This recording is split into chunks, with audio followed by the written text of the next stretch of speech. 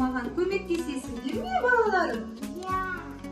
Алтындарым менің, қойдың жүнін біз үй жануарлардан қырқып алады екенбіз.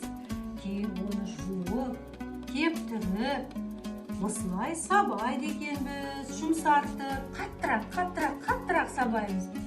Ал қыздарым менің түтінді үйреніп жатыр. Мінекей, жіп-жіңішке қылып, жүнімізді түтіп, арасындағы кіршіктерін алып тастаймыз, балаларым менің.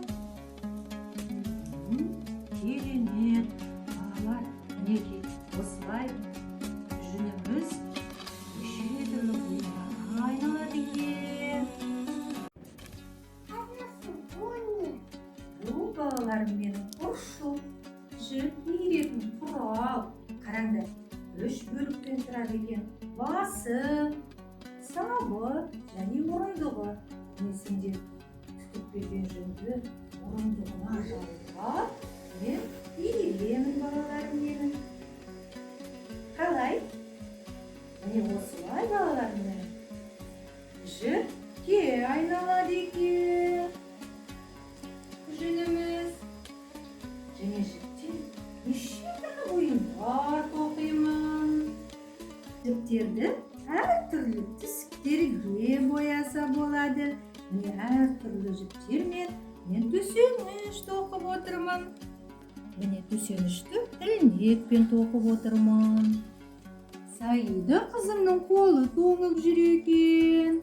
Саида қызыма мен сымдармен қолғап тоқып отырмын. Қане, Саида қызым, өлшеп көрейік. Қане, қолды кіргізе ғой ішіне. Керемет екен, мінекей. Балаларым, бүгін сендер маған көп көмек көрсеттіңдер. Мен сендерге сыйлық дайындап қойдым. Сандығында не бар екен?